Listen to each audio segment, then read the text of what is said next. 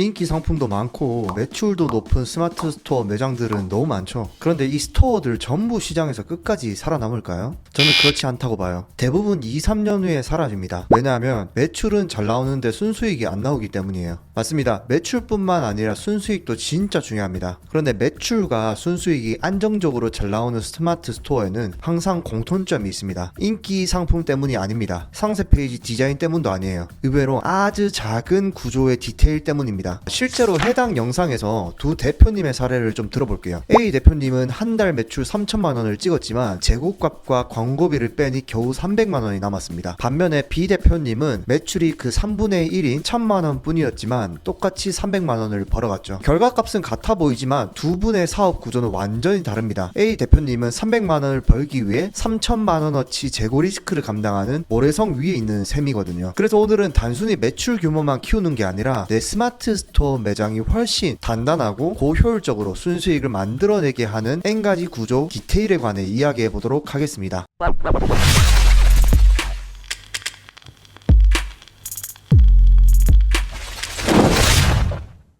많은 초보 셀러분들이 유튜브에서 요즘 유행하는 템만 찾습니다. 하지만 이건 구조적으로 망하는 지름길이에요. 우리가 설계해야 할 첫 번째 구조는 마진 확보가 가능한 시장을 찾는 겁니다. 이건 빌리브로님의 영상에서 자세하게 설명을 하고 있는데요. 제가 좀 요약해서 정리해드리면 첫 번째, 시장 단가 구성을 확인해야 됩니다. 예를 들어서 발목 보호대를 판다고 쳐봅시다. 어떤 건 5천만 원이고 또 어떤 건 5만 원이죠. 이렇게 가격 폭이 넓은 시장이 좋습니다. 그래야 내가 적당한 가격대에 들어가서 내 마진을 설계할 틈이 생기거든요. 가격이 9,900원으로 딱 고정된 시장은 치킨 게임밖에 할 게 없습니다. 그리고 두 번째입니다.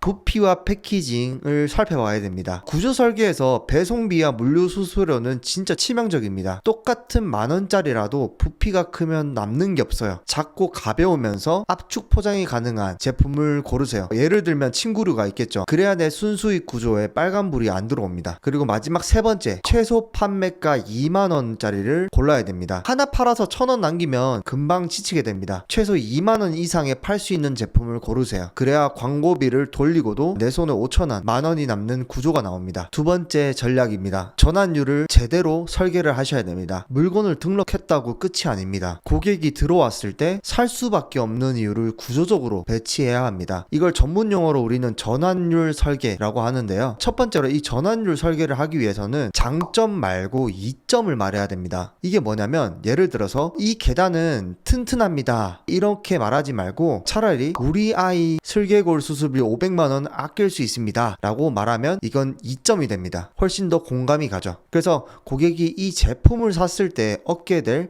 나은 미래를 상세 페이지 상단에 배치하시면 전환율이 훨씬 높아집니다. 그리고 두 번째입니다. 공포와 공감의 구조를 만들어야 됩니다. 예를 들어서 지금 관리 안 하면 나중에 후회합니다 라는 공포 소구와 그리고 저도 강아지 키우는 입장에서 정말 고민이 많았습니다 라는 공감 소구를 섞어주시면 훨씬 구매 전환율이 높아집니다. 그리고 세 번째입니다. 상단 영상의 힘입니다. 텍스트보다는 영상이 훨씬 강력합니다. 제품의 핵심 기능을 단 3초 만에 보여주는 영상을 상세 페이지 상단에 배치하는 것만으로도 전환율 구조가 2배는 단단해집니다. 근데 이렇게 알려드려도 영상 댓글을 보면 개발자님처럼 돈을 벌었다는 놈들이 왜 이런 걸 무료로 푸냐, 결국 강의팔이 아니냐 라고 하시는 분들이 꼭 계십니다. 맞습니다. 저도 그 의심을 이해합니다. 하지만 제가 이런 구조를 다 공개하는 이유는 구조 설계 없이 무작정 시작했다가 김영숙님 사례처럼 프로그램비도 못 내고 망하는 분들이 너무 많기 때문입니다. 단순히 이론만 늘어놓는 게 아니라 진짜 돈이 남는 매장을 설계하는 법, 그걸 공개하는 겁니다. 그러니까 계속 시청하시면서 따라와 주세요. 마지막 세 번째입니다. 정확한 수익 커트라인을 설계하는 겁니다. 많은 분이 광고창에 매출이 3배 올랐다 라고 하면 돈을 엄청 벌고 있다고 착각해요. 하지만 정작 받으면 마이너스인 경우가 많습니다. 왜 그럴까요? 바로 나만의 수익 커트라인 가격을 계산해보지 않았기 때문입니다. 그런 수익 커트라인이 뭔지 한번 알아보겠습니다. 쉽게 말해서 광고비를 썼을 때 딱 내 주머니가 0원이 되는 지점을 말합니다. 예를 들어서 여러분이 피자 장사를 한다고 한번 생각해 보겠습니다. 피자 한 판을 3만원에 팔았는데 재료비, 박스값, 배달비를 다 빼고 나니까 나한테 딱 딱 10,000원이 남았습니다. 그럼 손님 한 명을 데려오기 위해 그때 뿌린 전단지 광고비 값이 딱 10,000원일 때 내 수중에 남는 돈은 0원이겠죠? 맞습니다. 이 광고비 0원이 바로 내 수익 커트라인입니다. 이 이상 높아지면 적자가 나는 거죠. 만약 내 물건의 수익 커트라인이 광고비 1,000원을 썼을 때 매출 4,000원은 나와야 본전인 상태라고 한번 생각해 볼게요. 그런데 실제로는 광고비 1,000원 썼을 때 매출이 3,000원 밖에 안 나온다면 이건 물건을 팔 때마다 내 지갑에서 생돈이 빠져나가고 있다는 뜻입니다. 많이 팔수록 오히려 더 가난해지는 무서운 상태가 되는 거죠. 실제로 저도 이걸 계산 안 해서 많이 팔았지만 적자 났던 적이 한두 번이 아닙니다. 오늘은 운이 좋을 것 같아 라고 하면서 무작정 광고비를 쏟아붓지 마세요. 먼저 계산기를 두드려 보고 나서